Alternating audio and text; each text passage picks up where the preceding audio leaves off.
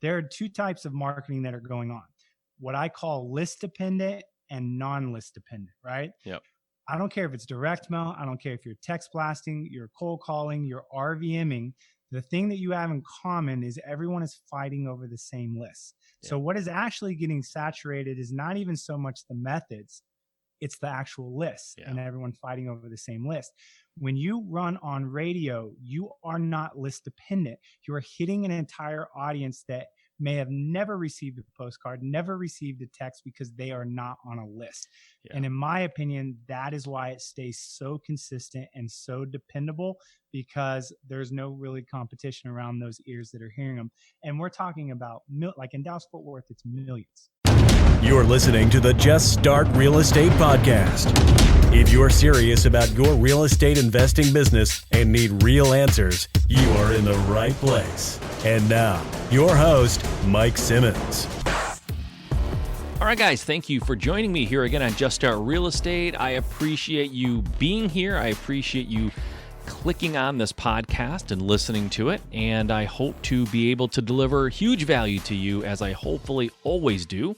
I know you have lots of options in your day, and the fact that you choose me to be here to listen to right now is super cool. So I'm going to try to bring the show to you that is going to change your business, and hopefully I did that today.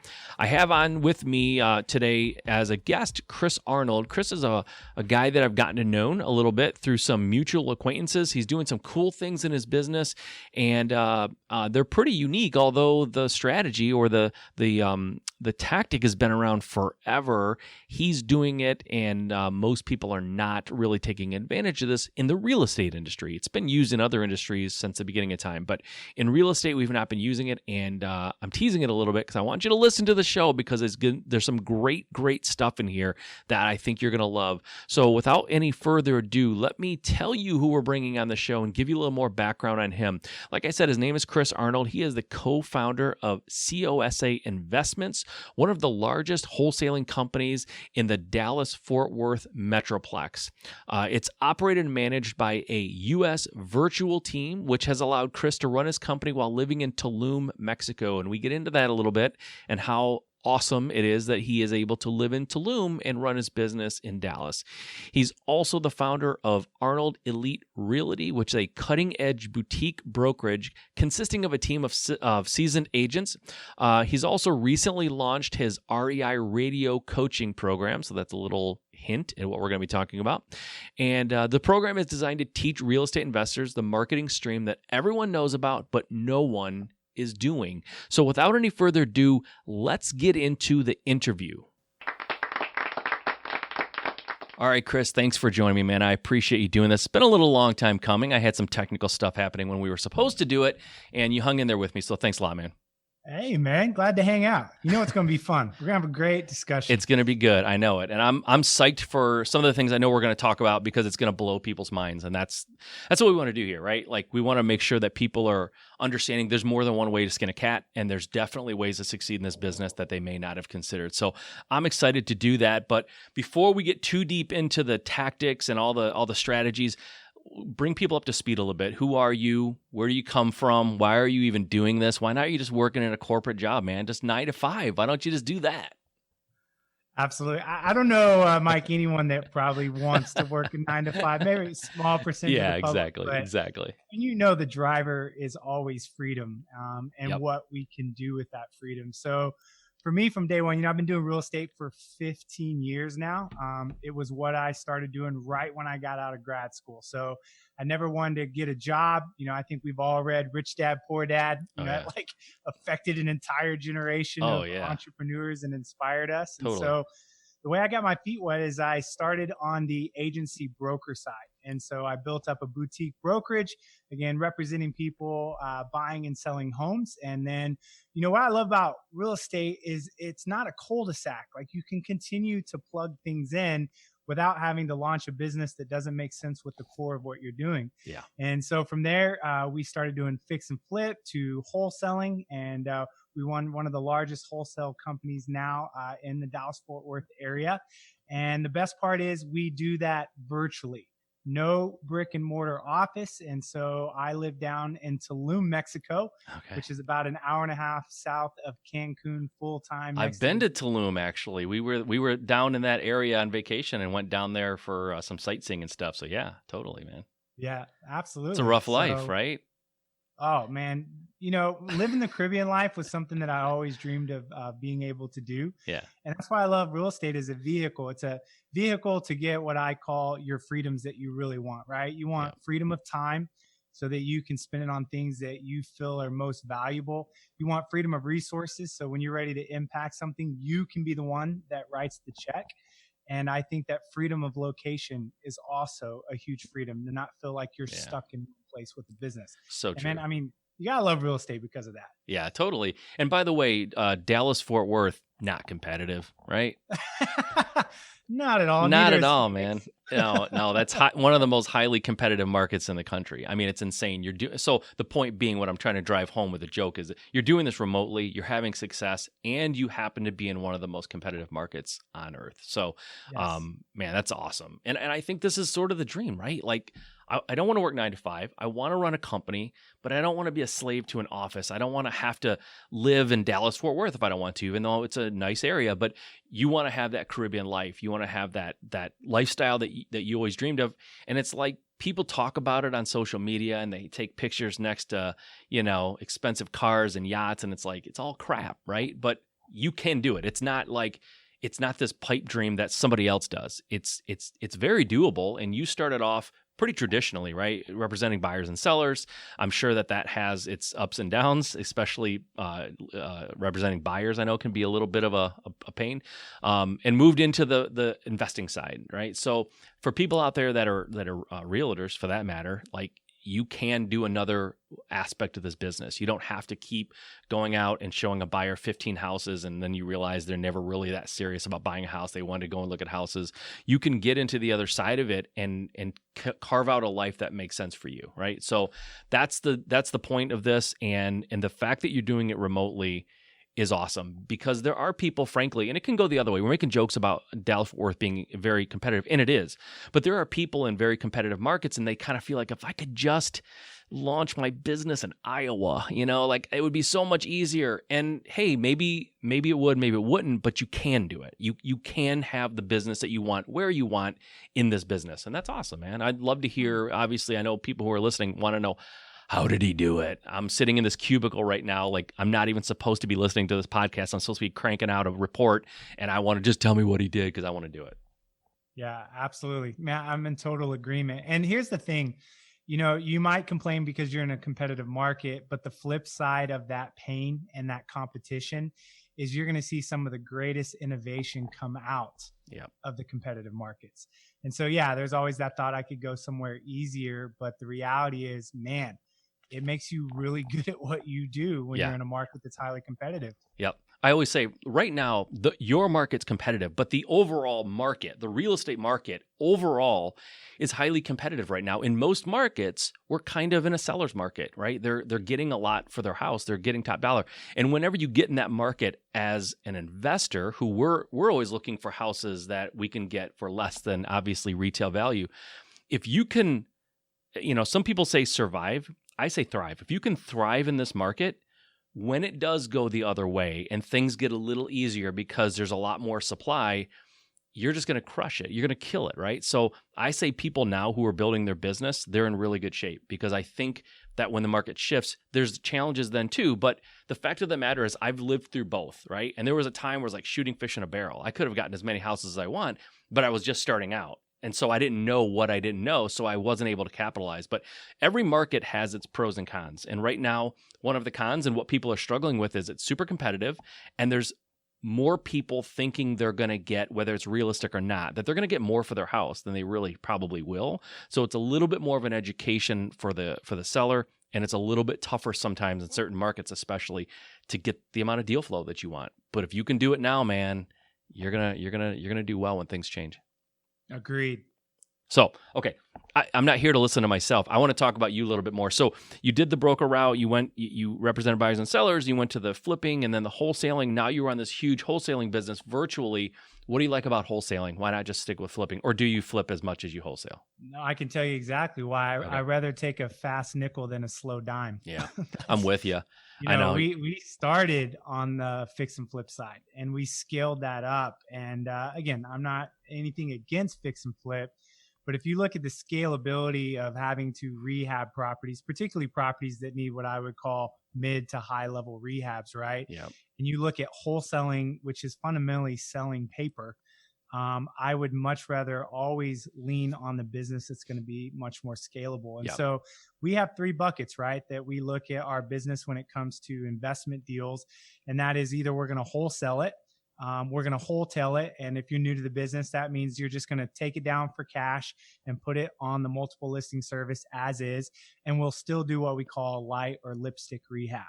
But those 3 are much more scalable and easy to do again and again versus the big rehabs we started out doing. Yeah, I couldn't agree more. I have a similar tract as you. As I started off as I never did the realtor thing, but I started off as a flipper and I transitioned into wholesaling. And I couldn't agree more for everything that you said. There's a lot of things that are involved in the flip side that is, hey man, if that's your thing, if you love taking something that's ugly and making it beautiful and you just enjoy that transformation process and managing people and timelines and budget, like go for it. That's awesome, right? It's a legit way to go. For me, I'm with you. I'd rather take a fast nickel than a slow dime. I would rather not deal with contractors all day long, to be perfectly honest. It's just not what I want to do.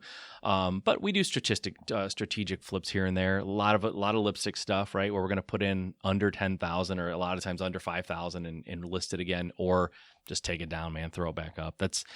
I like that speed. I like the velocity of wholesaling. It's really awesome. So how does your business work? Like how you're getting leads? Let's pin that for a minute because we're gonna dive into that pretty good. Yeah. But once the lead comes in, how does that flow through your business? You're remote, so let's keep that in mind. I want people to understand that. How does it flow through your business? That's number 1. And number 2, how do you know people are actually doing something in your business? It's all remote. You mean the people that are working for us? Yeah. Yeah, absolutely.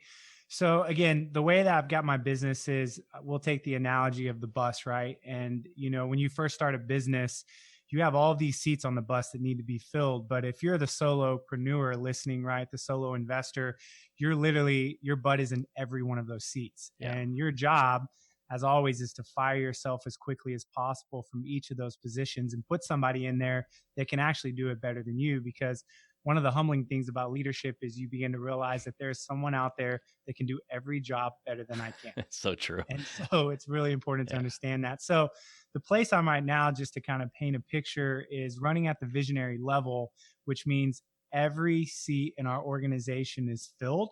And so there's a director of closing to director of sales to director of disposition, all the way to having a chief operating officer or COO that looks over everything. Nice. And the way that you get to that place is building really good systems, right? Yeah. And a system is, if you're listening, like you hear that word, what's a system? It's just simply the way that you process something. Everything you do in your life is a system. The way you get out of bed and get ready in the morning is a system, right? Yep. And so for us, when a lead comes in, we definitely believe in answering our calls live. Yeah. We do not run them to voicemail. We have found that bottlenecks the system. It's not as efficient.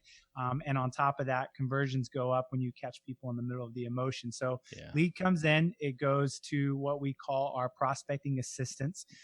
They are in-house, they work for us, and their job is to pre-qualify that lead, right? Mm-hmm. To get rid of the cold stuff and look for the warm and hot stuff.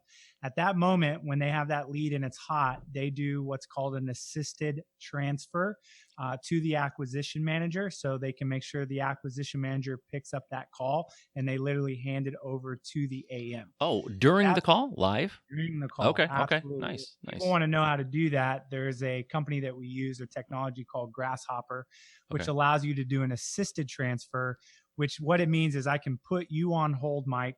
I can call someone else, make sure they're available, come back to you, and then make the transfer. Nice. So it's not just a blind transfer. Okay, grasshopper.com. Yeah, Okay, Grasshopper is cool. what We'll we put that in use. the show notes. With Globee Flow, you can plug it into Yeah. CallRail, all whatever Teletrack or whatever you use. Okay. At that point, it goes to the AM. The AM's responsibility is to determine whether or not we want to set an inspection. So we do not contract properties before inspection because we're not in the business of contracting and then going back and renegotiating the price. Okay. Again, does it work? Yes, but it's a bottleneck. Yeah. So we rather get it right from the get-go. So what happens is we send out our in-house inspector that works for us. They go out, they inspect the property, they take pictures, they do a video, they send that back to the acquisition manager. And then the acquisition manager's goal is to contract that over the phone. Okay. Worst case scenario is to go out to the house.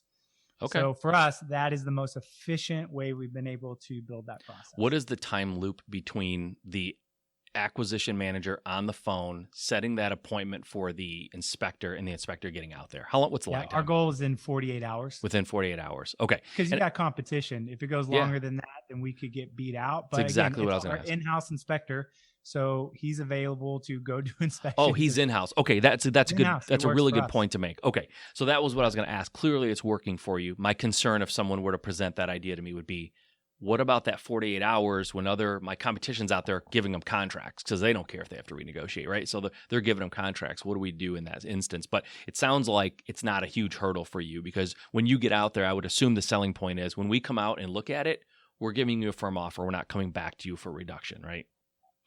What we sell and what we beat out on is professionalism. Yeah. Right. We're not fly by night. We're not just going to throw you a contract. We're going to do this process right. We're going to give you the right price and you don't have to worry about us nickeling and diming you and coming back. Yep. And they appreciate that, right? Yep. Because there is a view that a lot of the investors out there can be sharks. Yeah. So we use that to our favor. Yep. That's good. That's a good point to make too, right? Because people worry about, well, what about that time? Professionalism, a lot of times we'll beat it out, right? I mean, even just dumb little things like our guys show up with like a polo with our logo. Not a huge deal, right? Our inspector shows up with a polo with our company name on it, right? Totally. I mean, that makes a difference, right? Because people perceive that even if it's not 100% logical. The generation that we're dealing with a lot of times are older generation. They appreciate professionalism. They appreciate uniformity and someone who handles it like a pro, right? So that stuff matters a lot. It really does. And if you're worried like, oh, I can't beat out my competition, they're getting there before me or they're whatever, like just do the things that you can control. Show up looking like a professional, act like a professional, speak like a professional. That goes a long way. So that's huge. That's a good point. Something I don't think anybody's ever said on the show before, actually. So that's a really good point. It's actually excellent. So, okay, I get how it flows through. Then you get out there, you have your inspector look at it. AMs are not going out there, the acquisition folks. They're closing over the phone. Any hurdles, any suggestions for that? I know people try to do it, and it doesn't always work out the way they want. What's the lessons learned on closing over the phone? First of all, it starts with belief, right? So there's just this mindset that in order to do transactions, it has to be belly to belly. And why I say it starts with belief is because we weren't starting off over the phone. We were going face to face. And so you just have to overcome that myth and that fear in your mind that it's not possible. That's half the battle. You know that, Mike, just believing that it can be done. Yep. And then from there, right, it's just the type of training and so forth and the ability to connect and build rapport over the phone and not rely on face-to-face to do that. Yep. And to understand that it's not black and white. You're not going to get everyone over the phone. You're going to get the person that's older, that doesn't have access to email, is not on social media. Yep. And the reality is they need a handshake and, a smile face to face. And if that's the case, we'll pop in the car and go over there and do it. But the reality is, even if you did 50% of your business over the phone, you have to realize how much more scalable that is because you didn't lose 3 hours driving in traffic, having extra conversation with someone about the house when you're there and then driving back. It's just a more efficient system. Totally. That's awesome, man. That's so cool. So then you have a dispo guy, your director of dispositions. He's obviously finding the buyer and getting it sold. Who handles the whole title work and all that? Is that your dispo guy? Does he handle all that stuff, or you have a separate person? It's a combination. So that's divided up. So we have a director of closing, and underneath her, she has another closing manager. So we have two people that are devoted to just the title work process. Yep. And to give you an idea, which I think is crucial to show that our contract to close time is right at 23 to 25 days. Yeah, it's Most tight. people are over 50 to sometimes 75. Yeah. So that's because we have 2 dedicated people that do nothing but push things through the title company. Yeah. The director of disposition, their job is to do nothing more than resell that property to our investors. Yeah, we have a similar setup, and we preach speed. It's all about speed. Nothing good happens from the point that you sign the contract to you close. Nothing good happens. Only bad things can happen. So the idea of getting that done and pushing that through the system is super important. I thought when I started this business, my thought with we call them transaction coordinator, but with that person who handles the closing is, what are they doing? The title company does everything. Why do I need this person? And until I started doing it, and I was like, holy crap, it's herding cats. There's so many things that fall apart, and buyers and sellers and paperwork, and the title company's not incentivized by speed at all. So, what do they care if it takes an extra couple of weeks or a month? They don't really care. So yeah, it's having someone in-house to push that through is man, that's money. Literally, it's money. So let's talk about now.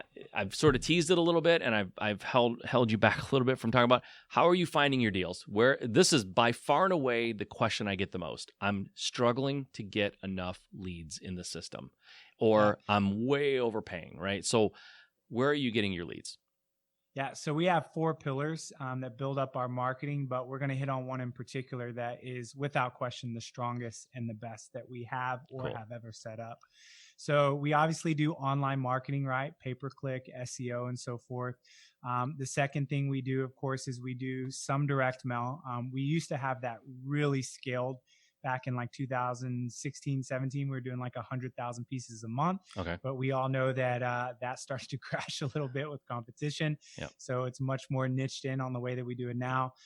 We do a lot of wholesaling or also JVing with investors that need us and our back end to move those deals because we have such a big buyers list. Yep. But bar none, the strongest channel that we've ever had, actually have been doing it for 9 years, is radio.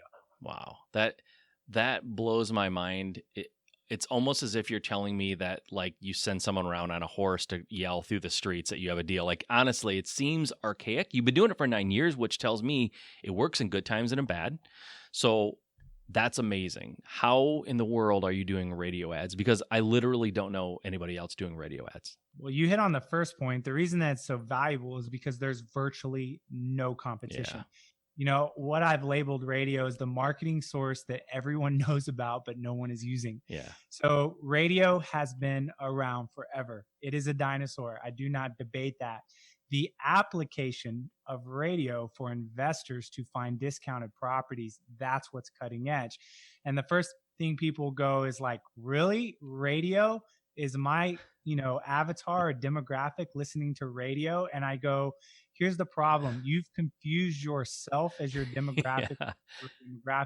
Your real demographic is over the age of 50. They do not have Spotify. They do not have Pandora. They still turn on the radio when they get in their car.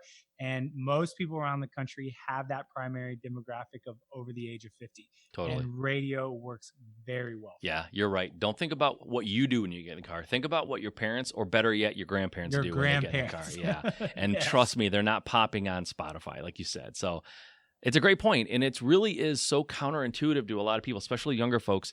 It's like, wait, that's not what I don't look there for people to buy my house. That's not where I go for information. It's like, yeah, you don't, but they do. So go where your customers are. So, well, you also have to realize how trusted the radio is, not just to the older generation, but to all of us. And I'll tell you why, because there's 2 things that happen on radio, and it's the same thing that happens on television. The first one is what we call celebrity status. Yeah. It's where we get celebrities from, right? If you meet someone that you've seen on television forever, or even on the radio, right? That attorney that everyone knows that has the billboards, and you see them, you automatically elevate them in your mind. You're like, oh, that's that attorney that I see on the radio. Yep. Same thing happens to you when you utilize the radio. You get celebrity status. The second thing, though, that's equally, if not even more valuable, is what we call instant credibility. The listener automatically assumes that you're an expert and you must know what you're talking about because you're on the radio. Yeah. So now as you are getting back into competition, right? The fact that there's more wholesalers, if we go up against a wholesaler with celebrity status and instant credibility, we were talking about professionalism before. Yep. I'm sorry, but we're going to beat you out 9 times out of 10 because you're walking to a house with a seller that doesn't even know who you are.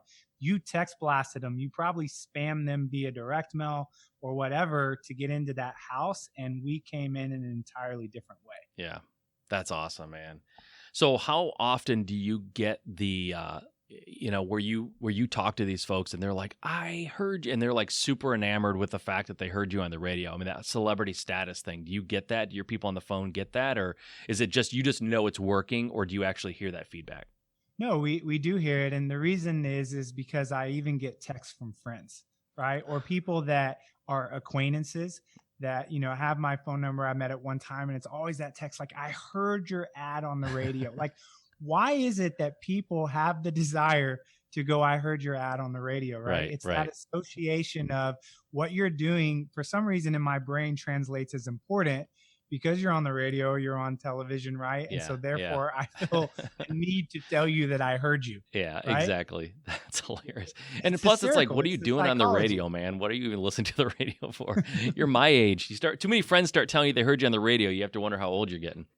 That's me. Yeah. That's my friends. So tell me a little bit about the mechanics of this. Like, okay, so my guess is that the pushback would be, I don't know what to say. Like, I don't know. I have a bad voice. Like, how did you get past your initial, like, hey, we're going to try this? And what are some of those lessons learned on the radio too?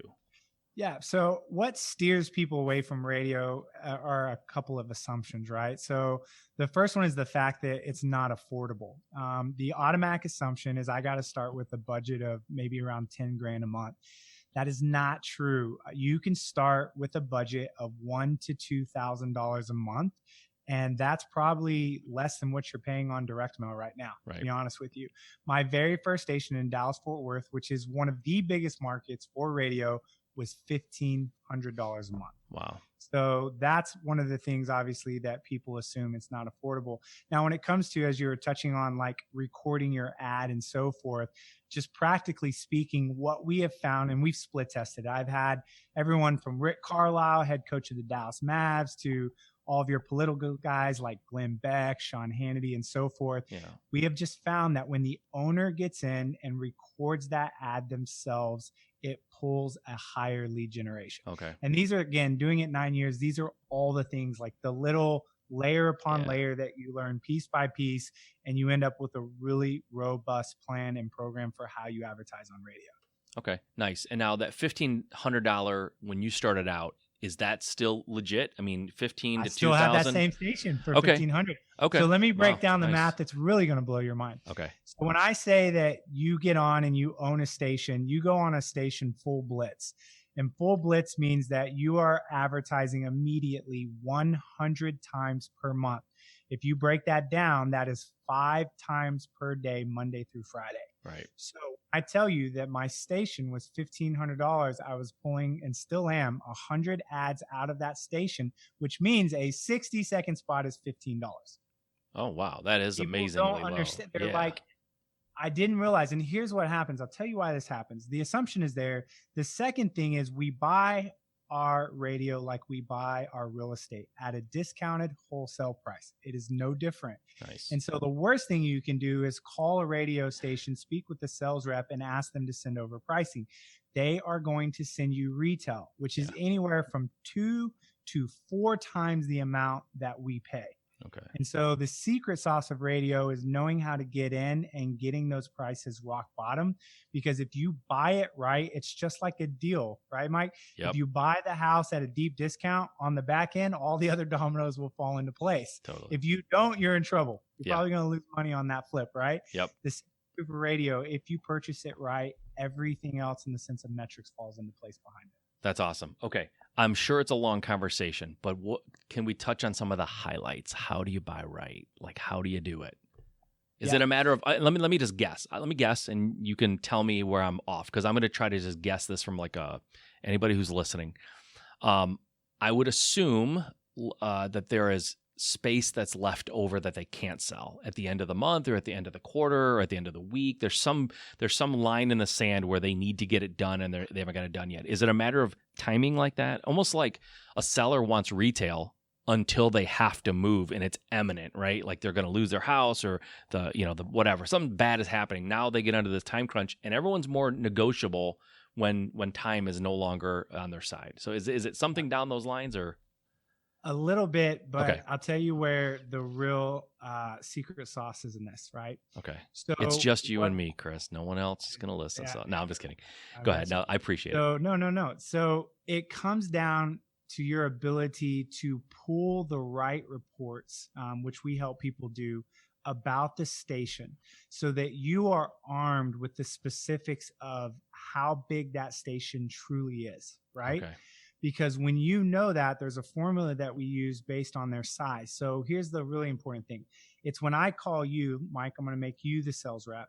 And rather than calling you and saying, I want to advertise on your station, what do you charge? It's, hey, Mike, I've been evaluating your station. I know that X percentage of the people own homes. I know that X percentage of the people are between this age and this age and this age.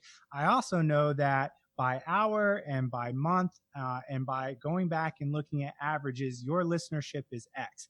I've looked at this, and this report, and they are now thrown back. Yeah. How did you even know those reports existed? More importantly, know how to evaluate them. So then I say, hey, Mike, so based on that, this is what your station is worth. Yeah. And this is what I'm willing to advertise. So really what it is it's knowing your, I don't want to say enemy, that's a little bit strong, but knowing the person that you're going in and you're negotiating up against, who you're going to war with. Let's put it that way. Okay.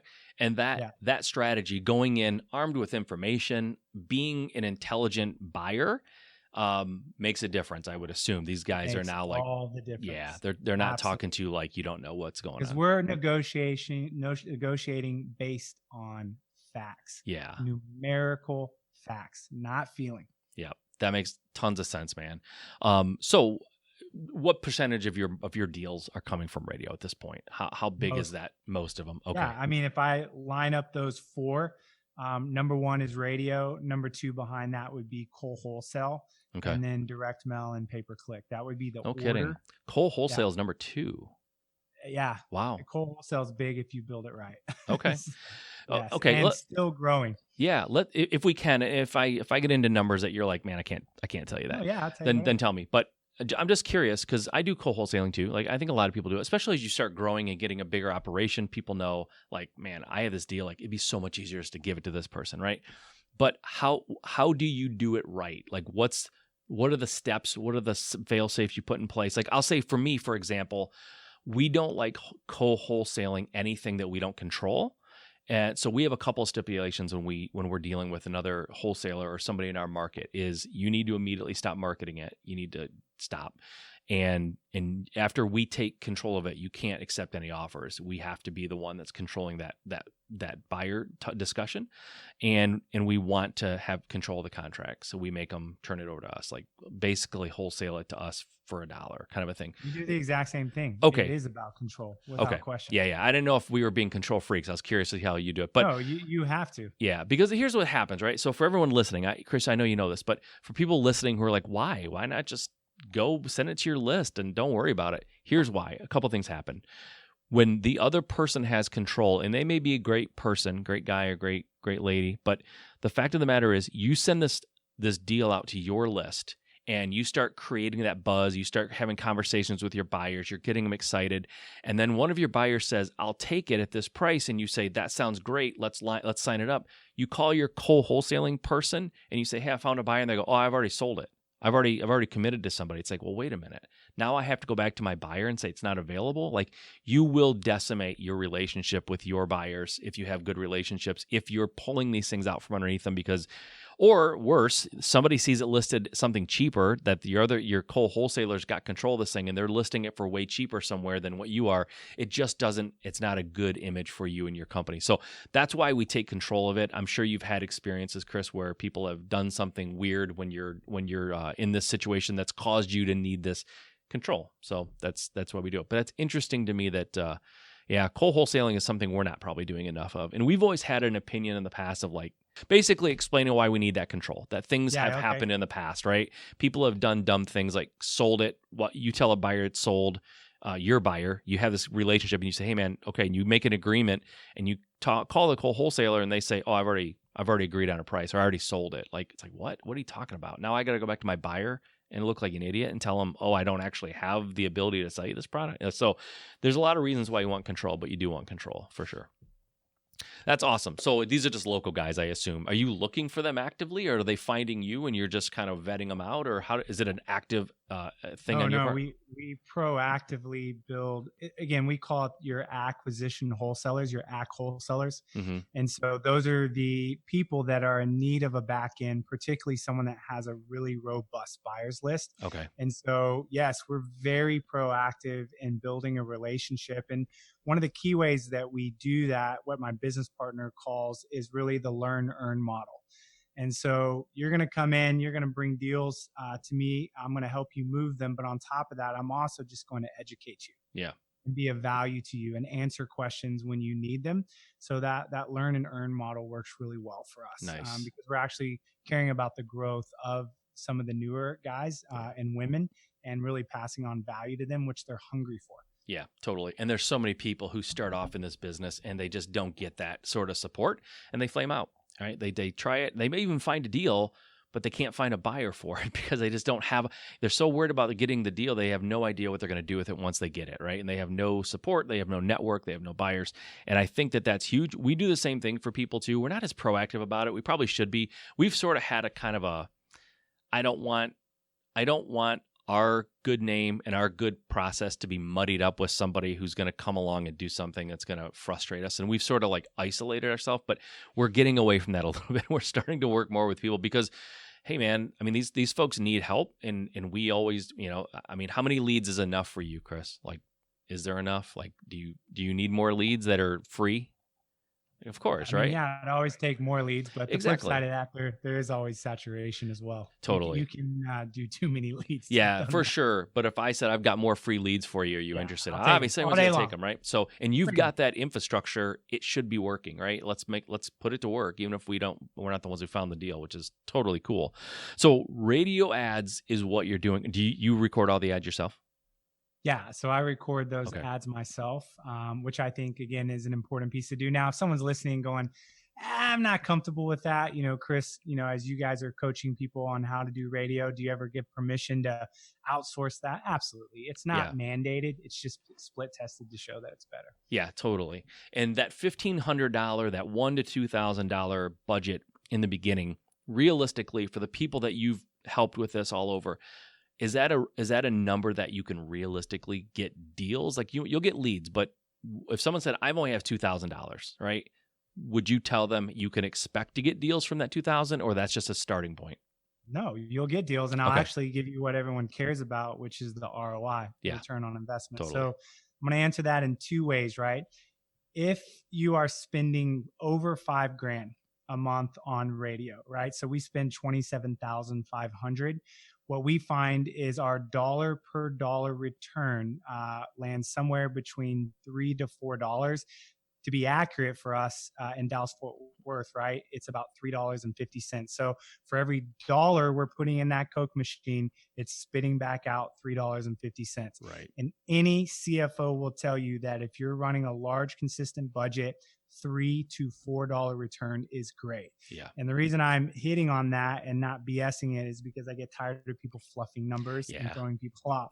Totally. Now, to my friends that I've helped set this up, right? It could be St. Louis, it could be Omaha, right? Mm-hmm. They're spending under $5,000. They report back to me for every dollar they're spending at that level, their ROI is around $5 to $7. Okay. And of course, the reason that it's higher is because they're spending less money and the law of averages is working in their favor. Yeah. But those are the true no BS numbers on radio. Yeah. And I'll tell you, the reality is that used to be the ratio. That was the ROI, like you said, a few years back in direct mail. People Mine were getting was literally 1 to 4. Yeah, exactly. It stayed like 1 to 4, right? It Yeah. didn't even really drop down. And then Yeah. it went all the way down to 1 out of 2. Yeah. I know exactly what you're talking about. And here's the mistake. And here's why it's so cool that you're on and so valuable to have you here is people remember that and they just keep pushing money in that direction, hoping it'll magically become that again, right? And I've been a little bit of a victim of that too. Like we were hitting those numbers and then we weren't hitting those numbers. And it's like, wait, I'm not doing anything differently. I'm doing the same thing and I'm getting different results. And so you just do, like we doubled down, like we just did more of it, right? Like this has got to be an anomaly. And then you realize after a while, it's not an anomaly and you really need to move a little bit with the cheese. Now, the radio has been around forever. You said that, right? This isn't some new idea that may or may not hold water. It absolutely does. People have been advertising radio for years. The problem is everyone assumes the barrier to entry is just too high, too expensive. Like I have to be a major corporation before I'm going to be able to do that. But what you're telling us is that for a really in our world, $1,000 to $2,000 is nothing, right? That budget is pretty pedestrian, right? Especially when you have people spending tens of thousands on direct mail. To divert some of that into this is only smart. And here's the key, though. I am going to compare it to direct mail, right? Okay. Radio is set it and forget it, right? It's automated. All of the work is primarily done by the radio station. If I contrast that to direct mail straight up, it can be a pain in the ass, right? Yeah. You're dealing with the adjustment of your postcard, right? You're constantly trying to get the better list and layer it, etc.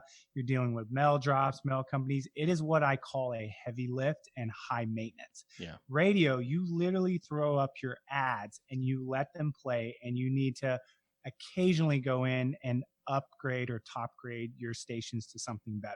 Okay. But other than that, it is 100% inbound. All you got to do is answer the phone, and it's the highest quality lead that we've been able to generate today. And then I'm going to tell you, here's probably one of the most important differences. There are 2 types of marketing that are going on. What I call list dependent and non-list dependent, right? Yep. I don't care if it's direct mail. I don't care if you're text blasting, you're cold calling, you're RVMing. The thing that you have in common is everyone is fighting over the same list. Yeah. So what is actually getting saturated is not even so much the methods, it's the actual list, and everyone fighting over the same list. When you run on radio, you are not list dependent. You are hitting an entire audience that may have never received a postcard, never received a text, because they are not on a list. Yeah. And in my opinion, that is why it stays so consistent and so dependable, because there's no really competition around those ears that are hearing them. And we're talking about, like in Dallas-Fort Worth, it's millions. Yeah. Millions of people hearing our advertisement on the radio. Yeah. A couple things, you made me think about this, but one thing that I would think you're benefiting from too is people who never would have gotten your card are getting this message. And even if they don't necessarily have a house to sell, they might know someone, because they're falling in that demographic, most likely. They might know someone who has a house to sell. So you're hitting a wider audience. You're hitting people that would have never heard of you, that could at least refer you at the very least, because you're a celebrity. They heard you on the radio. You must be legitimate, right? But you mentioned something about the set it and forget it. So it brings up another question that I have, and other people might. How often do you change the message? You're not literally running the ads from 9 years ago still. Like, how often do you change up that ad? In those 9 years, we have probably run a total of 3 different ads. No kidding. Wow. Same ad. And here's why. We have literally like split tested down to the exact thing that we want to say in those ads. And the way that we look at it is it becomes hypnotic, right? Yeah. I'll tell you my best backing on this argument, right? Okay. We had a lady call in one time. It was like after hours, so we didn't catch it live. And she left a voicemail. And she said this, I'll never forget it. She goes, "Hey, I've been hearing you advertise on the radio forever on this like classical station that she listens to." Yeah. And she says, "I'm calling to tell you that my kids in the back seat, like young kids, can repeat your ad verbatim." She said, "Just want to let you know you're doing a great job marketing. Keep it up."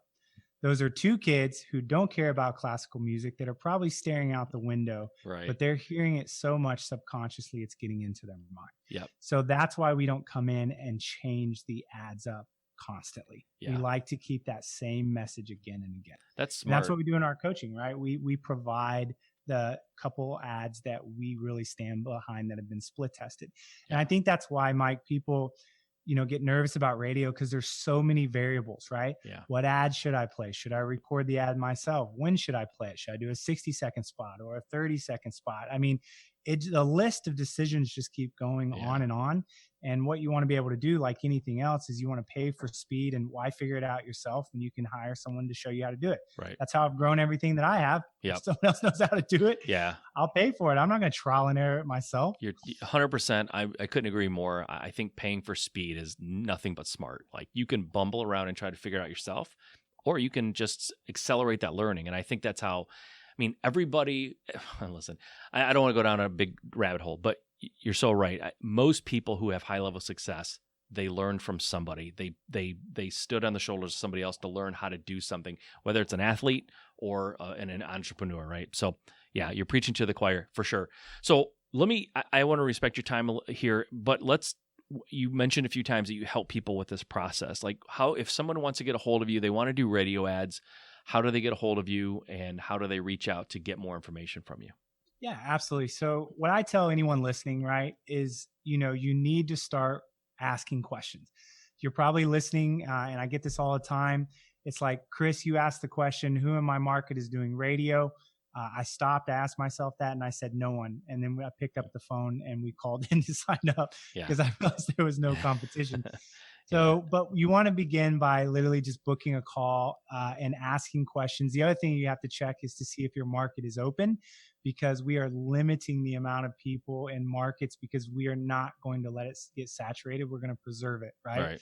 So I'm not letting what happened to direct mail happen to radio. But to book a call and see if your market's open and ask questions, you go to wholesalinginc.com/REI radio. Again, that's wholesalinginc.com/REI radio, and book a call, start asking questions and doing your due diligence. That's awesome. How you begin. Cool. And for those of you who are wondering if radio works for you, go ahead and check that out for sure. If you're struggling, like most of people that I know in real estate, to try to find enough leads or cost efficient, right, with the ROI that makes sense, then this might be something to check out for you. So I always tell people, like, listen, don't think that if direct mail doesn't work, that real estate doesn't work. Don't think if text blasting doesn't work, real estate doesn't work. It's finding what works in your market. It's finding what works for you, what you'll do consistently, what you believe in, what you'll, like you said, answer the phone, for crying out loud. Half the time it's not even the lead flow. It's that people are letting go to voicemail. They're not getting back. But the reality is going in those blue oceans. And in this case, we're talking about radio, right? Trying to go in those blue oceans is so much easier than going where everyone is saturating the list, or, there's so many people doing exactly what you're doing in the exact same way. You've got to get out of that. You've got to find a way to differentiate yourself or to make your message stand out from everybody else. And this is certainly one way to do it, man. Listen, I appreciate you coming on here and hanging with me through the technical difficulties last week. It's been a real pleasure to talk to you. We've talked in the past, but this is the first time face-to-face, I believe. So I appreciate that. Thanks for coming on. Any last words, anything else you want to share, or anything else going on? Man, that's probably it, man. You got to get out there and figure out what's working in a competitive market, and you got to get the advantage somehow, some way, or your company's going to end up dying. Yep. Bottom line. That's cross industry too, man. Like, that's for anybody. Doesn't matter what business. Doesn't matter what business you're in. Yep. Front. Exactly. All right, man. Well, listen, it's been awesome talking to you. I appreciate you doing this, and we'll be talking to you soon. I think I'm gonna have to give you a call here pretty soon, and we're gonna have to get into this. Bye. All right, man. Thanks.